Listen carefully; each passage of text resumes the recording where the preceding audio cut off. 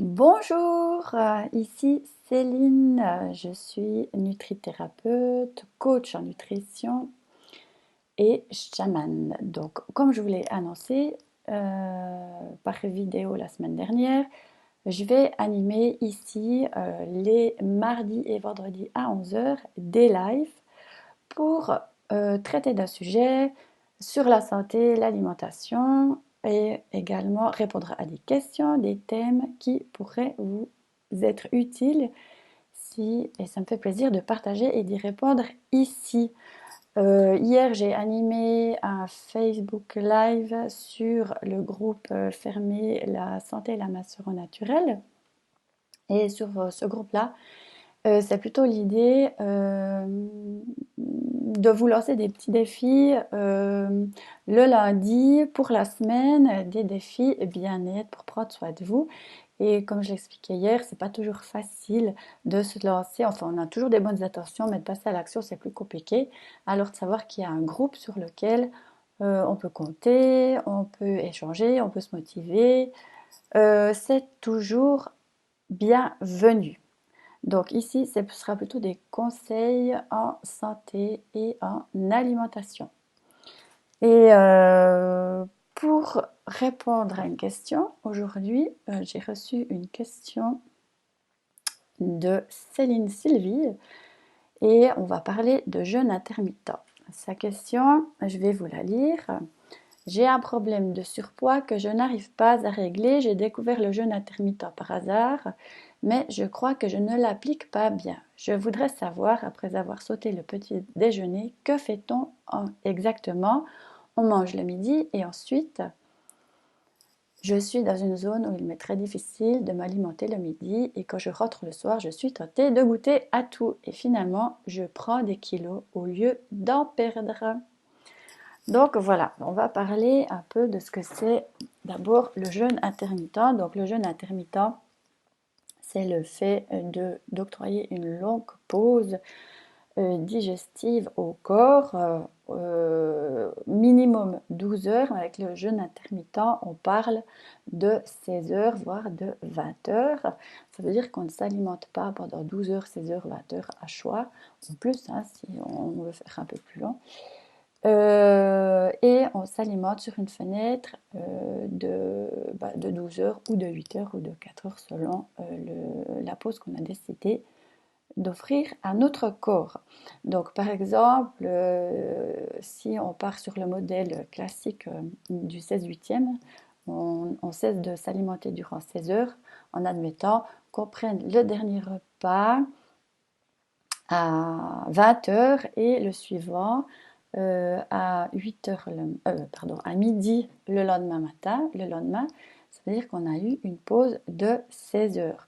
Et pourquoi c'est intéressant pour le corps? C'est parce que ça permet vraiment au corps d'entrer dans l'autophagie. L'autophagie, ça permet au corps d'éliminer, de traiter tous les nutriments, les plus ou moins bonnes choses qu'il aura reçues la veille. Et ça lui laisse un temps suffisant pour pouvoir aussi entrer dans une bonne régénération en sachant quand même de préférence de faire la pause entre le soir et le lendemain midi parce que pendant la nuit c'est le temps où le corps il élimine et il peut se régénérer. Donc d'où l'idée de jeûner plutôt pendant la nuit et le matin. Après, c'est aussi le moment le plus facile, hein, parce que socialement, c'est quand même plus simple de sauter le petit déjeuner plutôt que le souper, parce que le souper, bah, le week-end, on a des invitations, on sort, on voit les copines, donc c'est quand même plus simple de sauter le repas du soir plutôt que le petit déjeuner. Alors après, donc cette dame-là, elle a découvert, donc Céline Sylvie, elle s'appelle, elle a découvert le jeûne intermittent, mais son problème c'est qu'elle n'arrive pas à s'alimenter. Pour elle, c'est difficile de manger à midi. Je comprends qu'elle est dans une zone où il lui est difficile de s'alimenter. Alors peut-être que près de son travail, elle n'a pas des endroits pour aller manger. Alors qu'est-ce qu'on fait dans ces cas-là? On peut emmener son lunch. Et l'avantage d'emmener son lunch, c'est qu'on a le contrôle sur ce que l'on mange. Parce qu'en mangeant à l'extérieur, que ce soit au restaurant ou en allant acheter peut-être des plats préparés en supermarché, on ne sait pas toujours ce qu'il y a dedans. C'est souvent saturé en mauvais sucre, en mauvaise graisse, en trop de sel, en mauvaise huile. Que si on prépare sa petite box pour le midi, on peut choisir consciemment ce qu'on a envie de manger. Et puis là, l'idée pour elle, c'est de perdre du poids. Donc justement, c'est encore mieux si on prépare son pique-nique, parce qu'on va décider, dans une optique de perte de poids, en plus du jeûne intermittent, de s'alimenter avec des aliments à un indice glycémique bas.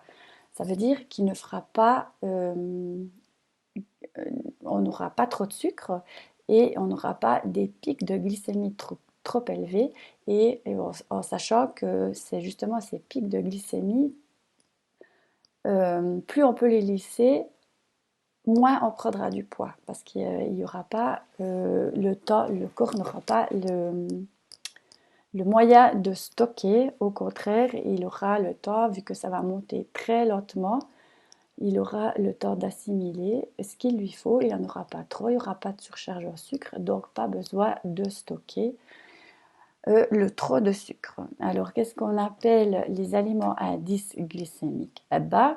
Ce sera, donc on va éviter de toute façon tous les sucres raffinés, hein, les sucres blancs, les édulcorants.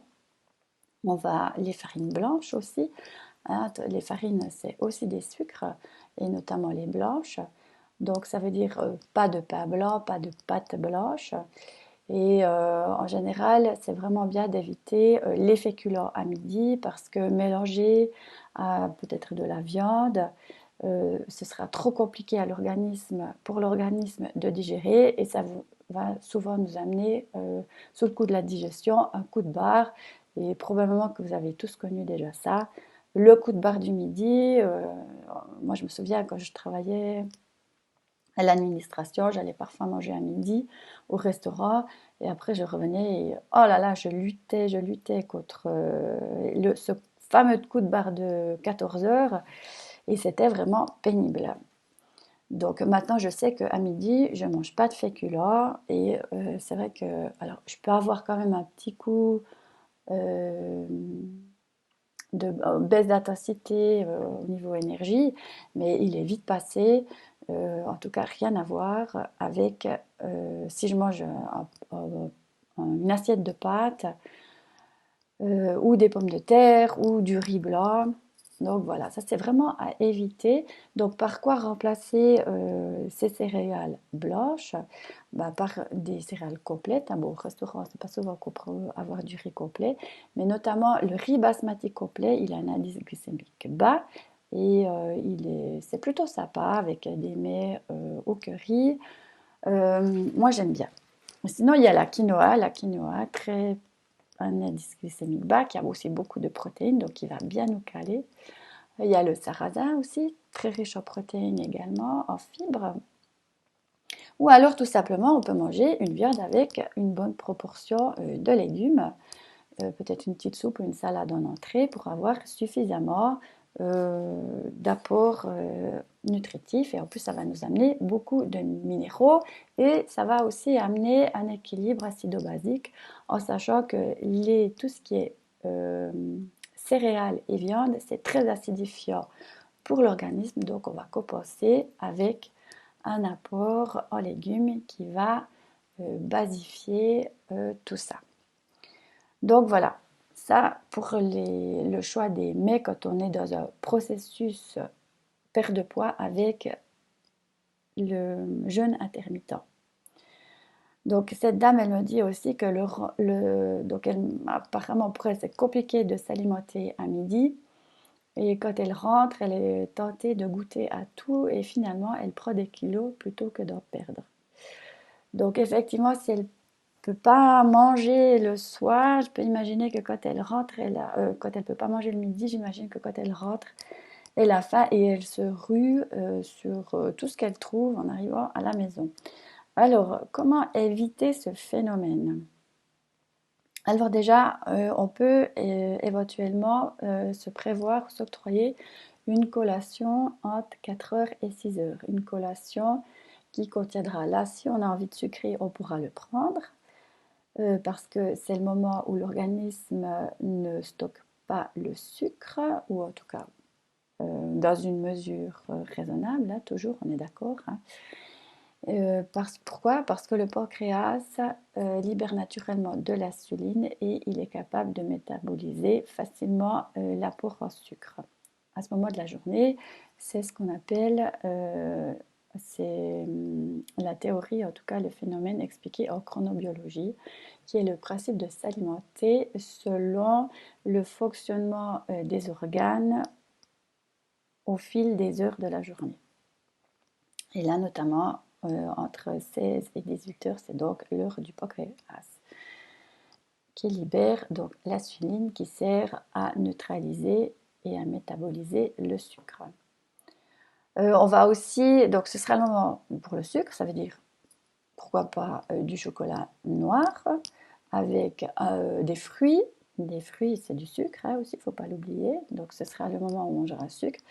Et c'est vrai que si on a l'habitude de manger, bon, ouais, il y en a qui aiment bien des tartes aux fruits ou des viennoiseries, ben, voilà, si on n'est pas en problème de surpoids, pourquoi pas le manger à ce moment-là aussi, ce sera ok pour l'organisme de le manger à ce moment-là plutôt que en dessert à 1h30, enfin juste après le dîner, ou encore pire le soir après le souper. En plus, si vous avez pris votre apport de sucre à ce moment-là de la journée, en général, le soir après, vous n'aurez plus envie de sucre parce que vous aurez eu vos doses et l'appel du sucre sera beaucoup moins fort si vous voulez octroyer à ce moment-là. Et l'idée aussi, c'est que ça va aider à la production de la sérotonine qui est une hormone qui va vous aider à l'endormissement. La sérotonine, elle est issue de la... J'ai oublié. J'ai un petit blanc là. Enfin bref, je sais que ça aide. Ce que je peux vous dire, c'est que le sucre que l'on prend entre 16 et 18 heures va vous aider à des bonnes conditions d'endormissement pour la nuit, pour avoir un sommeil sain et réparateur, qui est aussi un paramètre très important dans l'élimination, la régénération et de ce que j'expliquais au début de cette vidéo.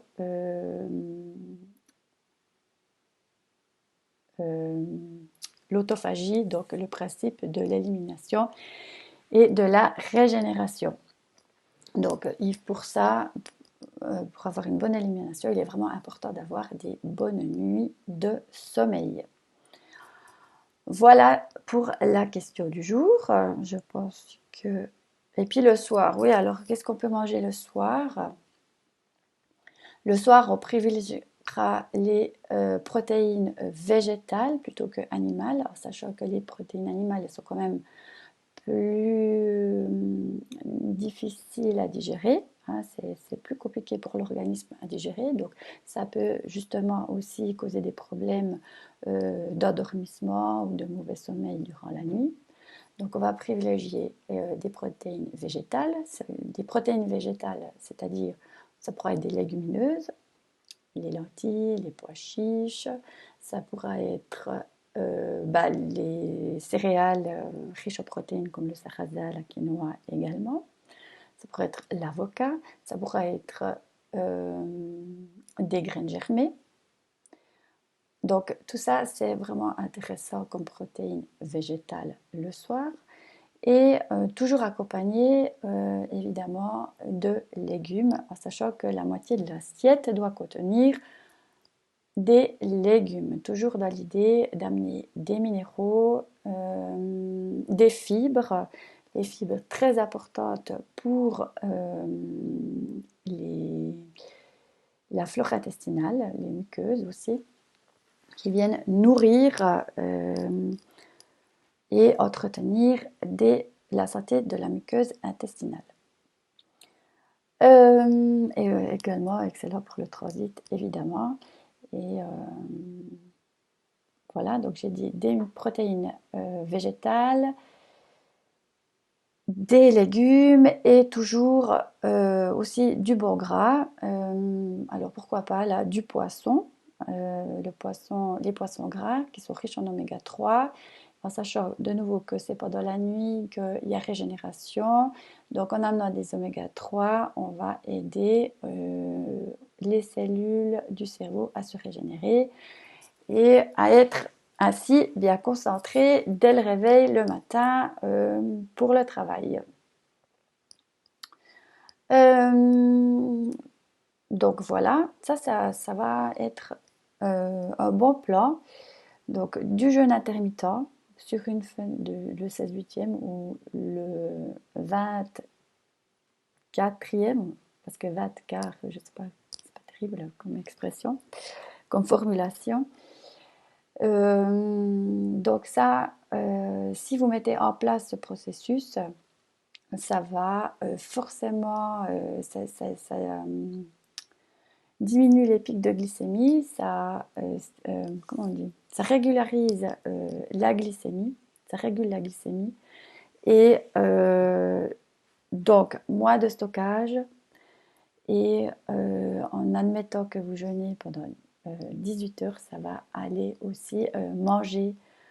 Le corps va aller chercher l'énergie qu'il a besoin directement dans les graisses et voilà, vous allez commencer à voir votre graisse diminuer, vous allez petit à petit sécher.